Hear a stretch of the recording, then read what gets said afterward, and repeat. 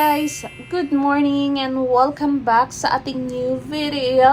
It's a brand new day. New day, new vlog, new blessing, Millie Boo. Good morning, Bob. Good morning sa inyo mga Mars. Kanina pa ako gising, like 7 a.m. Kasi ginising ko si Millie Boo para paarawan. Kahit tulog pa siya, binangon ko siya. Muutot na naman, oh. So, si Mr. tulog pa din. Kasi siya yung second night shift. I mean, nagising ako mga bandang 1 para padedein siya kagabi.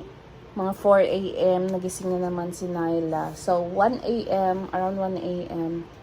to 1:30, kailangan, after niyang dedein, kailangan pang ipa-burp, diba? So, mga 2 na ako nakatulog. So, pati si Millie Boo. And then, mga 4 a.m., kailangan na naman yung magdede. So, si Mr. naman yung nagising. So, kalawang beses lang ata siya magising sa isang gabi. Pero, before siya matulog sa gabi, pahirapan din. Alas 9 ata natulog kagabi. Then, pang exhibition, matutulog lang din naman. Anyway nga, kakatapos ko lang yan palitan ng pampers kasi nag-jebs siya and then puno na rin kasi yung pampers. Diaper.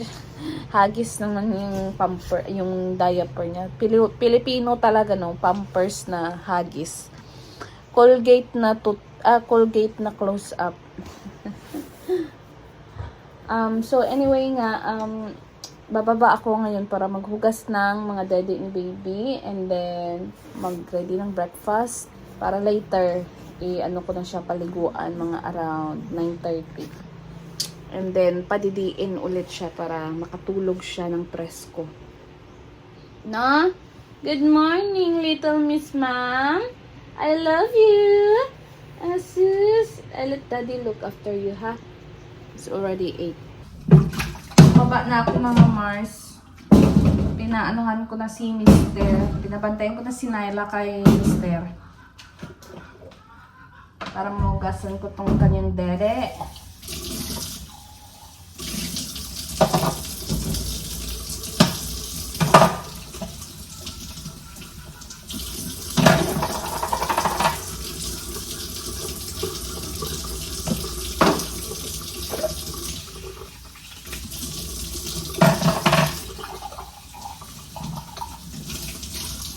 Check natin kung may kanin. Wala. Wala yung ano dito kasi wala ng rice cooker.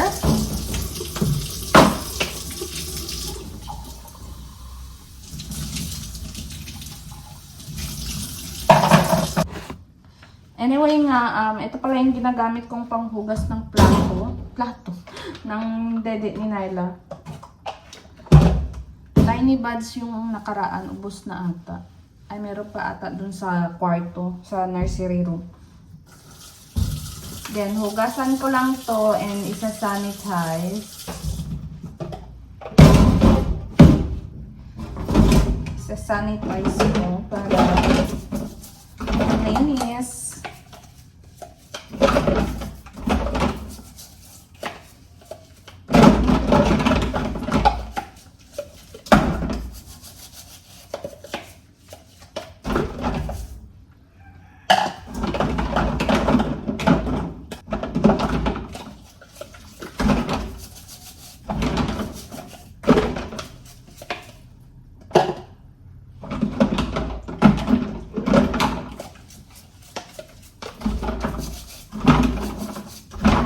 Hindi naman umiiyak si Millie, si Nyla. Nag-ano lang naman siya. Parang naglalaro-laro ba. Hinahiyaan lang namin siya sa kanyang coat. And may sariling mundo naman siya. So, hindi naman siya naiyak. Kaya, nakagalaw ka din. Mamaya, paliguan ko siya kapag malapit na siyang magdede ulit. Para after ng dede niya, fresh siya and makatulog siya ba. May ano pala ako mga Mars binder. Kaya medyo malaki yung tiyan ko as you can see.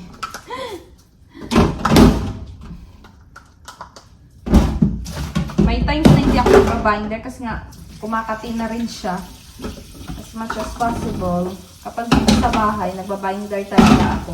Pero kapag umaalis ako, syempre hinuhubad ko kasi nga mainit sa katawan and at the same time, parang buang ako na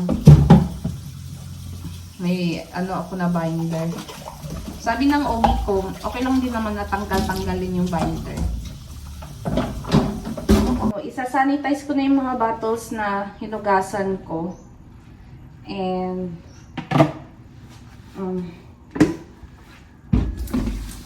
para later ready na. Actually, si Cameron lagi naghuhugas ng mga dede ni Nyla. Siya lagi nagpe-prepare. Minsan lang ako talaga. So, yung brand pala ng sanitizer namin is Kinder Care. Yan yung brand ng sanitizer namin. And maganda naman siya so far.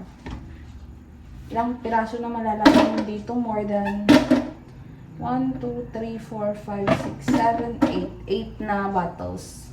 Yung malalagay mo dito sa loob ng sanitizer.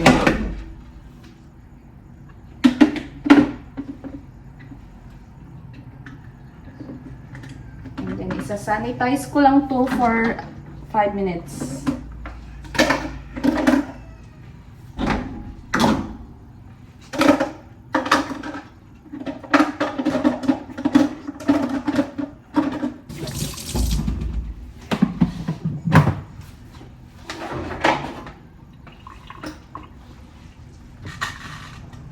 There you go. Then, magluluto ako ng breakfast. So, ito yung lulutuin ko kay Mister, yung sausage and egg. Ayan. Sausage and egg. And hash brown.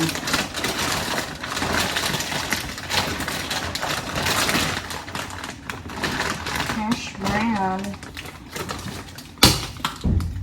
Grabe yung tigas dito. So, ito po yung papakain ko kay Mister. Hindi na ako kakain ito kasi nga sawang-sawa na ako. Naiisip nyo bang naiisip ko mga Mars? Ang box naman neto. Parang nakakatakot kainin. Virginia po ako. Isa lang siguro lutuin ko. Baka mabulunan din si Mister. I-half ko na lang siya. Malaki na kasi talaga siya, guys. As in, malaki na. Parang nakaka-choke na sa laki. Masyado lang siyang bend. Pero okay lang yan. I-air fry ko lang siya. Naririnig ko si Nyla. Parang umiiyak.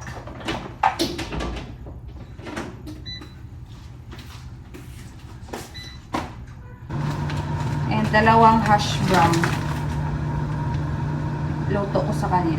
Bali tatlo, isa sa akin. And then, ayan po yung i-air fry ko.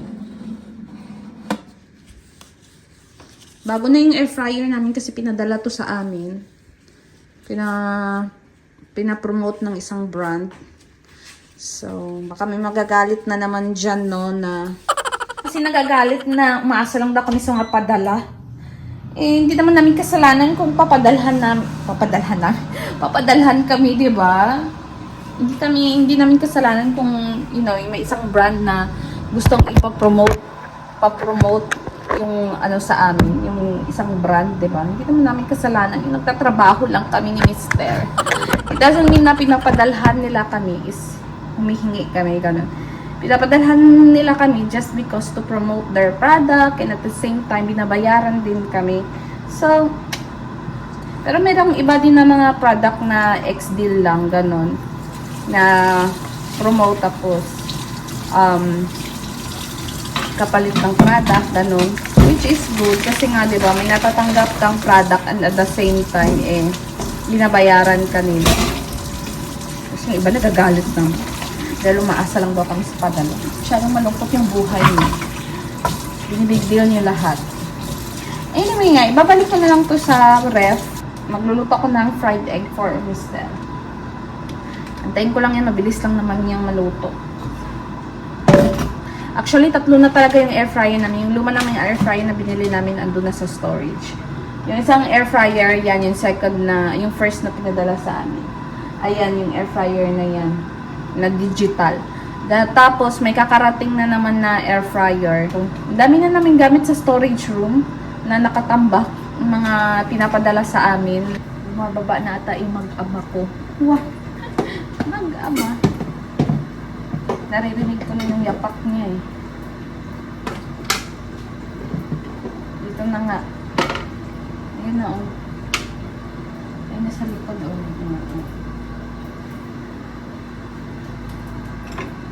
So, magtitimpla lang ako ng Milo guys. Ito na yung iinanin ko.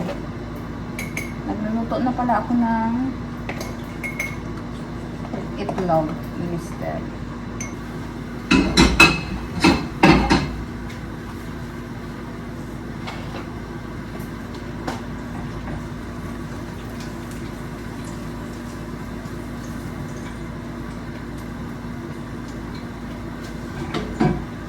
So, yung breakfast ko naman guys, itong sandwich. Gagawa lang ako ng sandwich. Kasi, trip ko lang. Parang hindi ko pa kumain ng madami. Trip. Or ng kanin. So, ito na muna yung aking breakfast. Hash brown naman ako niluto. So, kere susunod sa aking galaw. Ito na yung sausage, egg, and hash brown ni Mister. And magluluto na ako ng toast.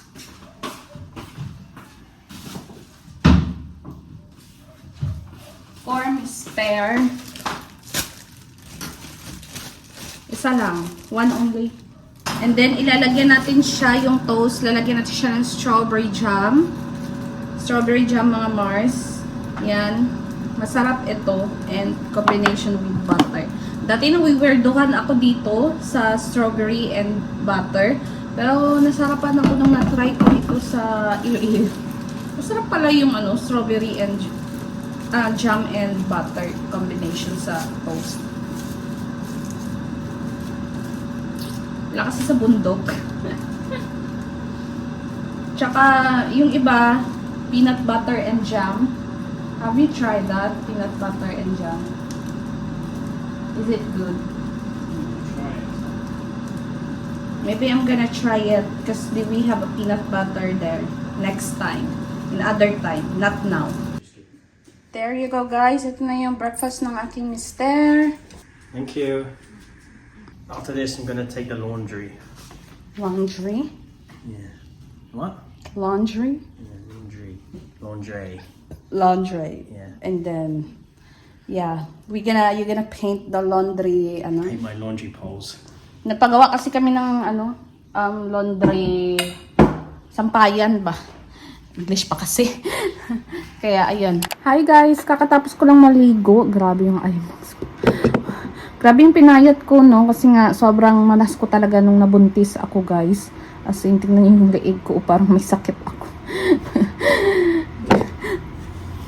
Parang hindi ko ma-imagine na ganito na talaga ako kapayat before pa.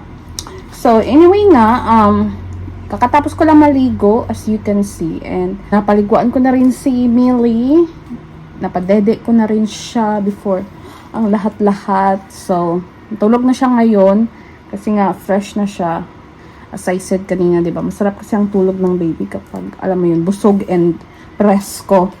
So, ako, kumain na rin ako kasi nga binilahan ako ni Mister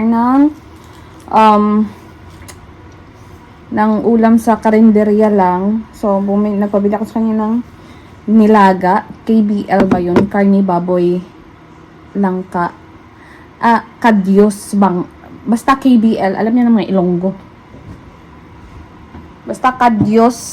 Yung black beans, kadyos tawag dito sa amin. Kadyos kag baboy langka. KBL. Ayun na nga. Nakakain ako. And then, naligo na rin ako after ko kumain. Habang tulog pa si Millie. Kasi nga may gagawin si Mister after ko maligo. And then, while mag-aayos lang ako ng very, very light para naman, maglalagay ako ng kilay para naman hindi tayo haggard.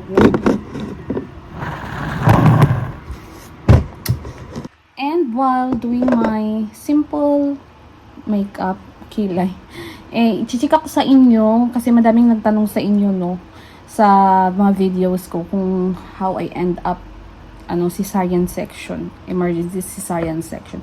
So hindi ko pa yun sa inyo na share ng talaga malala.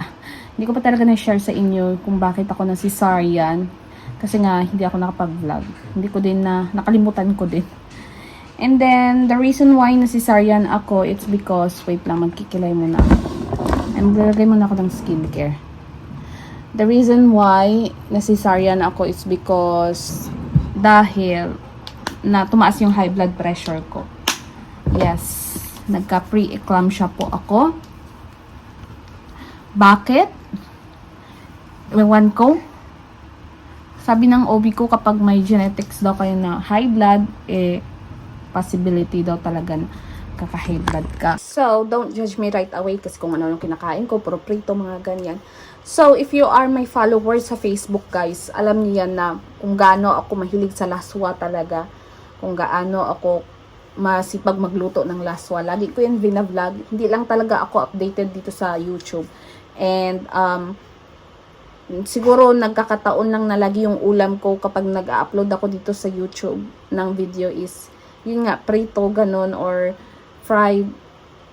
Prito and fried, parehas lang naman yan. Nagkakataon lang talaga, kaya lagi yun yung iniisip niyo na parati, yan lang kasi yung kinakain ko or inuulam namin. Hindi po. Panoorin nyo na lang po yung mga vlogs ko doon sa Facebook kasi mas active ako doon kisa dito. Before nangyari yun, yung tumaas yung blood pressure ko, is mga 3 days ata. Good thing din na 37 weeks na rin ako that time. So, parang full term na siya. Pwede nang biakin kahit papaano. And, yung nung nag-check up ako ba, nung prenatal ko, tuwing prenatal ko is okay naman yung aking blood pressure, ganon. Lately lang talaga, yung alam mo yung mga nganak ka na lang, doon pa tumaas yung blood pressure mo. Ganon. Maglalagay na ako ng concealer, guys, para matakpan yung aking eye bags. Kung saan pa na mga anak na ako, doon pa tumaas yung aking blood pressure. So, 37 weeks na ako. Nakaranas ako ng matinding sakit ng ulo, like migraine talaga. As in, mga 4 days ko atang ininda yon kay mister na sumasakit na nga yung ano ko. Akala ko normal lang na migraine ba. And then, hindi ako nag-expect na high blood ako, ganun. Kasi nga, lahat naman ng mga result ko sa prenatal ko is normal naman lagi yung mga blood pressure ko and everything. And hindi ko in-expect na high blood ako nga. Pero yung manas ko, grabe na that time. As in, bigla na lang akong minanas noon, yung mga panganak na ako. And akala ko, normal lang. Kasi nga, kapag buntis ka, normal lang naman na minamanas, diba? And ang sabi nila, maglakad-lakad daw ako, ganon. And nilalakad ko naman, the more na naglalakad ako, the more na lumalaki yung manas ko, ganon. Ginagawa ko naman, nag-elevate naman ako ng pero andyan pa din yung manas, ganon. And active naman ako that time. Guys, lagi akong naglalakad-lakad kasi nga, lagi kaming may ganap ni mister. So, lagi talaga akong naglalakad-lakad. And then, ayun, 3 days na nga, mga 4 days ko nang iniinda yung aking sakit ng ulo. And then, akala ko migraine lang talaga. So, hindi ko na talaga nakayanan, guys. And, tinext ko yung OB ko na, ayun nga, masakit yung ulo ko, ganyan-ganyan. So, sabi niya sa akin, uminom ako ng paracetamol. So, which is, okay lang naman yung paracetamol inumin kasi nga, safe naman siya for buntis. Saan ba yung pangkilay ko? Naman kikilay lang ako. Ayun nga, uminom ako ng paracetamol, hindi talaga gumana, guys. And then, ayun, bumalik kami sa OB dahil hindi ko na talaga kaya. Chinek ng OB ko yung aking blood pressure and ayun nga, boom, tumaas.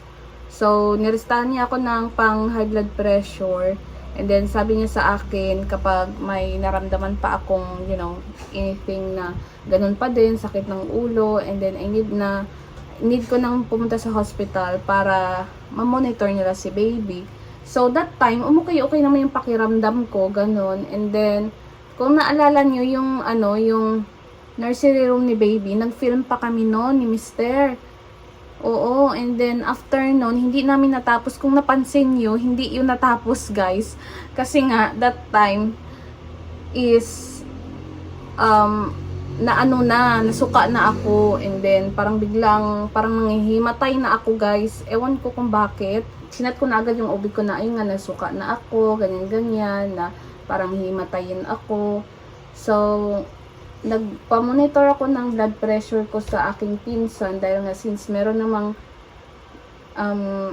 pang blood pressure yung lola ko dito, ginamit ko, and then ayun nga, mataas yung aking blood pressure, mga 130/90 ata or 100, ganun. So, ang sabi ng OB ko, kailangan ko nang punta sa hospital just in case na ano pang mangyari, ganun. And mas mabuti nang andun ako sa hospital, at least ma-monitor nila, and especially si baby, 'di ba? And ayun nga, delikado kapag mas tumaas pa lalo. So, ayun, hindi namin natapos yung guys yung video na yun. That's why walang outro yun, na hindi man lang kami nag-thank you guys for watching, ganun. And hindi pa talaga tapos yung pagtutor namin doon. Kaya, buti na lang nakapag-film pa kami ng nursery room. And before ang nangyari yung that time na nasugod ako sa hospital, nakapag-pack na ako ng bag, guys. Na ako ng mga gamit ni baby. O, kaya, sobrang, talaga, ang bilis ng pangyayari that time. As in, so, ayun na nga, sinugod na ako sa hospital. Alas 8 ng gabi pumunta kami sa hospital. Nag-aalinlangan pa kami noon ni Mr. na kailangan na ba natin puntahan sa hospital, ganyan. Baka, lang to, red flag lang, ganyan. So, sabi ng OB ko nga na mas better na pumunta na lang kami sa hospital. So, pumunta kami ng hospital, and then, ayun, alas 8 kami punta sa hospital, and then pagka 10 ng gabi, is nanganak na ako, guys. Unexpected. Mas lalong tumaas yung blood pressure ko. Nung nandun ako sa hospital, mas lalong tumaas yung blood pressure ko. Dahil nga, kinabahan na ako kasi nga isi-CS ako. So, unexpected talaga. Like, what the fudge? Kaya mas lalo akong kinabahan. Kaya nag 160 over something na siya. Mas lalong tumaas na. Yun na yung pinakamataas. And then, kaya, pagkarating namin doon, buti na lang yung private hospital na gusto kong papanganakan is available yung mga rooms. Kasi kapag wala, sa public hospital talaga ako manganganak. And good thing na rin na doon ako nanganak sa private hospital na yun is grabe talaga pag asikaso nila. Sobrang bilis talaga nila. Yung hindi, wala nang paligoy-ligoy pa, ganon. And wala nang boom, karaka-karaka na agad, CS na agad. And doon kasi sa hospital na pinanganakan ko is hindi kasi maraming pasyente. So matututukan ka talaga, ganun ba. So ayun, since andun naman yung OB ko naka-duty, siya na rin mismo yung nag-opera sa akin. Dahil nga tumaas lalo yung aking blood pressure, ilagyan na nila ako ng mga oxygen, and then tinurukan nila ako ng magnesium sulfate na sobrang init sa katawan, na as in parang nililetsyon ka, guys. As in, kung CS ma'am ka na nagka-pre-eclampsia ka, alam mo yung relate ka sa akin kung ano yung ibig kong sabihin. Sobrang init nun sa katawan, guys, na as in parang lumalabas yung usok sa kipay mo, guys. As in. Kaya grabe talaga yung experience ko, na parang iniisip ko na parang first and last ko na talaga ito, guys, na pagbubuntis. Kasi nga grabe talaga, parang nakakatrauma ba na yung mga pangyayari. And alam ko naman na everything is worth it. Lahat ng pain na naramdaman ko is worth it talaga nung nakita ko na si baby. Pero yun na nga, nagka-pre-eclampsia ako dahil kaya na CS ako. And sobrang thankful din ako kasi nga okay naman si baby. Yun yung mahalaga. And good thing na rin na hindi nangyari, hindi ako nagkaroon ng pre-eclampsia ng earlier than 37 weeks. Like mga 33 weeks, mga premature baby, baka ma-premature baby si baby, ganon. So okay naman yung kanyang kung kailan siya pinanganak, 37 weeks. Pwede na rin na, full term na rin naman kasi siya. So, actually, full term na rin, sabi ni Doc. So, ayun, I'm so thankful na maayos naman. And then, grabe pala yung experience kapag CS ka. Parang, nanginginig talaga ako sa kaba, guys. Habang inooperahan nila ako, nanginginig ako. I mean, nung paoperahan na nila ako, grabe yung nginig ko kasi nga, sobrang kaba ko. Kasi hindi ko naman talaga in-expect eh. Kasi nga, expected ko talaga na magiging, kaya ko pang manormal.